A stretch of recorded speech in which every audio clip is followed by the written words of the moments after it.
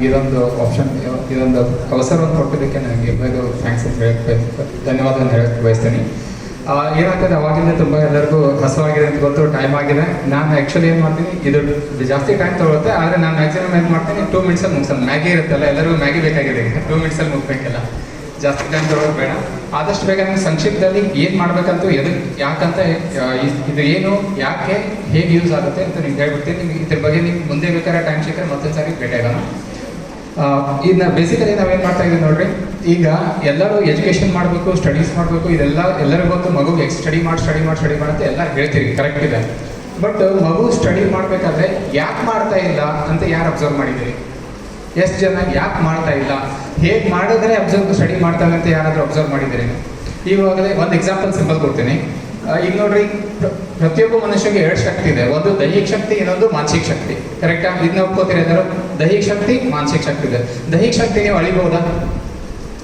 ಒಂದು ರೀತಿ ಅಳಿಬಹುದು ದೈಹಿಕ ಶಕ್ತಿ. ಯಾಕಂದ್ರೆ ಎಷ್ಟು ವೇಟ್ ಎಬ್ಬಿಸ್ತಾನೆ ಒಬ್ಬ ಮನುಷ್ಯ, ಎಷ್ಟು ಸ್ಪೀಡಾಗಿ ಓಡ್ತಾನೆ, ಎಷ್ಟು ಸ್ಟೆಮಿನಾ ಇದೆ, ಸ್ಪೀಡ್, ಸ್ಟ್ರೆಂತ್, ಸ್ಟೆಮಿನಾ, ಇದರಲ್ಲಿ ನಾವು ದೈಹಿಕ ಶಕ್ತಿನ ಒಂದು ಲೆವೆಲ್ವರೆಗೂ ಅಳಿಬಹುದು. ಕರೆಕ್ಟಾ? ಆದರೆ ಮಗುವಿನ ಮಾನಸಿಕ ಶಕ್ತಿನ ಅಳಿಬಹುದಾ? ಏನಾದರೂ ಒಂದು ಮೆಥಡ್ ಇದೆಯಾ? ಯಾವಾಗ ಅನ್ಸುತ್ತೆ ಒಬ್ಬ ಮನುಷ್ಯ ಮಾನಸಿಕವಾಗಿ ಸ್ಟ್ರಾಂಗ್ ಇದೆ ಅಂತ ಯಾವಾಗ ಅನ್ಸುತ್ತೆ ನಿಮಗೆ? ಯಾವುದಾದ್ರೂ ಒಂದು ರೀಸನ್ ನಿಮ್ಮ ಕಡೆಯಿಂದ ಏನಾದರೂ ಒಂದು ಪಾಯಿಂಟ್ಸ್ ಹೇಳಿ. ಯಾವಾಗ ಅನ್ಸುತ್ತೆ ನಿಮ್ಮ ಒಬ್ಬ ಮನುಷ್ಯ ಮಾನಸಿಕವಾಗಿ ಸದೃಢ ಇದ್ದಾನೆ ಅಂತ ಹೇಗೆ ಹೇಳ್ತೀರಾ? ಯಾರಾದರೂ ಟೀಚರ್ಸು, ಯಾರ ಪೇರೆಂಟ್ಸ್ ಮಾತಾಡಿ, ನೀವು ಹೇಳಿ, ಅದ್ರ ಜೊತೆ ನಾನು ನಿಮಗೆ ರೆಸ್ಪಾಂಡ್ ಮಾಡ್ತೀನಿ.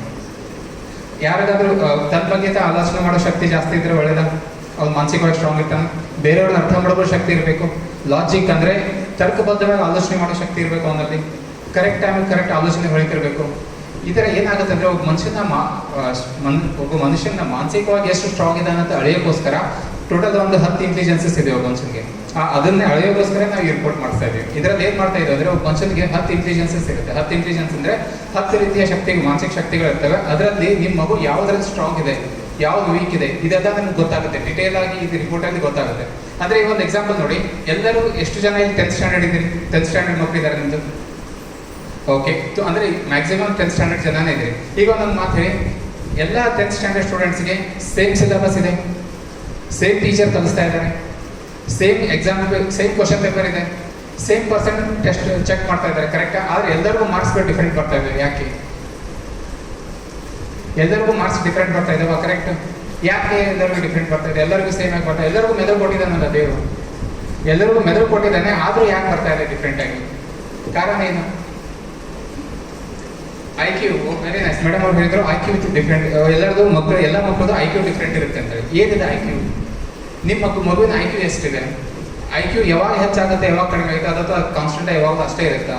ಇದನ್ನೆಲ್ಲ ಇರುತ್ತೆ ಅಂದರೆ ಪ್ರಯತ್ನ ಮಾಡಿದ ತಿಳ್ಕೊಳ್ಳೋಕ್ಕೋಸ್ಕರ. ಈ ಪ್ರಾಬ್ಲಮ್ ಏನಾಗ್ತಿದೆ ಅಂದರೆ, ಒಂದು ಎಕ್ಸಾಂಪಲ್ ಕೊಡ್ತೀವಿ. ಒಬ್ಬ ಮನುಷ್ಯ ಎಲ್ಲರೂ ಒಂದು ಕಡಿಗೆ ಕಟ್ಕೊಂಡು ಬರೋಕೆ ನೀವು ಕೊಟ್ಬಿಟ್ಟಿದ್ರೆ ಹೋಗಿ ಕಟ್ಕೊಂಡು ಬರೋ ಕಡ್ಗಿ ಅಂತ ಹೇಳ್ತಿದ್ದಾರೆ. ಅದನ್ನ ಶಾರ್ಪ್ ಮಾಡೋರು ಯಾರು? ಎಷ್ಟು ಶಾರ್ಪ್ ಮಾಡಬೇಕು, ಹೇಗೆ ಶಾರ್ಪ್ ಮಾಡಬೇಕು, ಹೇಗೆ ಯೂಸ್ ಮಾಡಬೇಕು ಅಂತ ಕಲ್ಸೋರು ಯಾರು?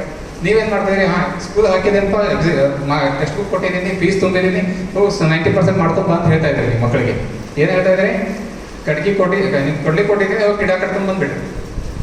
ಕರೆಕ್ಟಾ? ಬಟ್ ಇದನ್ನು ಶಾರ್ಪ್ ಮಾಡೋದು ಯಾರು ಹೇಳ್ಕೊಡೋರು? ಮೈಂಡ್ ಇದೆ. ಮೈಂಡ್ ಶಾರ್ಪ್ನೆಸ್ ಬೇಕಾದ್ರೆ ಯಾವ ಥರ ಶಾರ್ಪ್ ಮಾಡಬೇಕು, ಹೇಗೆ ಶಾರ್ಪ್ ಮಾಡಬೇಕು? ನಿಮ್ಮ ಮಕ್ಕಳಲ್ಲಿ ಈಗ ಶಾರ್ಪ್ನೆಸ್ ಎಷ್ಟಿದೆ?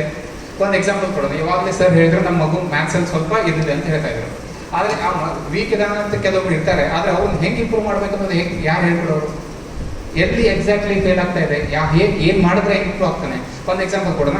ಈಗೇನಾಗುತ್ತೆ, ಮಗು ಈಗ 3rd 4th ಸ್ಟ್ಯಾಂಡರ್ಡ್ ಬರೋವರೆಗೂ ಮ್ಯಾಥ್ಸ್ ಈಸಿಯಾಗಿ ಕಲಿತಿರ್ತಾರೆ. ಮ್ಯಾಥ್ಸಲ್ಲಿ ಏನೂ ಪ್ರಾಬ್ಲಮ್ ಆಗ್ತಾ ಇರಲ್ಲ. 4th 5th ಸ್ಟ್ಯಾಂಡರ್ಡ್ ಬರೋವರೆಗೆ ಸಡನ್ ಆಗಿ ಒಂದೇನೋ ಅಲ್ಜಿಬ್ರಾ ಅಂತ ಬರುತ್ತೆ. ಇದು 3 4 ಅಂಶ, 2 3 ಅಂಶ, 4 5 ಅಂಶ, 2/3 4/, ಇದು ಬಂತ ಸ್ವಲ್ಪ ಕನ್ಫ್ಯೂಷನ್. ಇದೇ 2/3 ಬಂತು, ಇಲ್ಲಿವರೆಗೂ 2 ಇತ್ತು, ಸಿಂಪಲ್ ನಂಬರ್ಸ್ ಇದ್ದು, ಈ 2/3 ಬಂತು, ಸ್ವಲ್ಪ ಕನ್ಫ್ಯೂಷನ್ ಆಗುತ್ತೆ. ಇದನ್ನ ಎಷ್ಟು ಸಿಂಪಲ್ ಆಗಿ ನೀವು ಕ್ಲಿಯರ್ ಮಾಡ್ಬೋದು ನೋಡಿ, ಹೇಳ್ತೀನಿ ನಿಮಗೆ. ಈ 2/3 ಅಂದ ತಕ್ಷಣ ಅವ್ನು ಕನ್ಫ್ಯೂಷನ್ ಆಗುತ್ತೆ. ಕರೆಕ್ಟಾ? ನಾವೇನು ಮಾಡೋಣ, ಇದೇ ಮಗುನ ಒಂದು ಟೀ ಅಂಗಡಿಗೆ ಕರ್ಕೊಂಡು ಹೋಗೋಣ, ಚಹಾ ಅಂಗಡಿಗೆ ಕರ್ಕೊಂಡು ಹೋಗೋಣ. ಅಲ್ಲಿ ಅವನಿಗೆ 2 ಚಹಾ ಆರ್ಡರ್ ಮಾಡಿಸಿ, ವೇಟ್ರಿಗೆ ಒಬ್ಬ ವೇಟ್ರ್ ಇರ್ತಾನಲ್ಲ, 2 ಚಹಾ ತೊಗೊಂಬಪ್ಪ ಹೇಳ್ರಿ. ಈಗ 2 ಚಹಾ ತೊಗೊಂಡು ಬಂದಮೇಲೆ ಅವ್ನಿಗೆ ಹೇಳಿ 2/3 ಮಾಡ್ಕೊ ಅಂತ. ಆ ಹುಡುಗ ಏನು ವೇಟ್ರ್ ಇರ್ತಾನಲ್ಲ ಇದರಲ್ಲಿ ಹೋಟೆಲಲ್ಲಿ, ಅವನೇನು CBSE ಸ್ಟೂಡೆಂಟ್ಸ್ ಕ್ಲಾಸ್ಗೆ ಹೋಗಿದ್ದಾನ? ಆದರೂ 2/3 ಅನ್ನೋದು ಅವ್ನು ಗೊತ್ತಲ್ಲ, 4/5 ಅನ್ನೋದು ಅವ್ನು ಗೊತ್ತು, 2/3 1/2 ಅಂದರೆ ಏನು ಅವ್ನು ಗೊತ್ತು. ಯಾಕೆ? ಹೇಗೆ ಗೊತ್ತು ಅವ್ನಿಗೆ? ಅಭ್ಯಾಸ. ಅಂದರೆ ಅವ್ನಿಗೆ ಗೊತ್ತಾಗ್ತಾ ಇದೆ. ಯಾವಾಗ ವಿಜುವಲಿ ನೀವು ನೋಡ್ತೀರಲ್ಲ, ಮ್ಯಾಥ್ಸು ಸಹ ಈಸಿ ಆಗುತ್ತೆ. ಕೆಲವರು ವಿಜುವಲ್ ಆದ್ಮೇಲೆ ಮಕ್ಕಳು ಇರ್ತಾರೆ,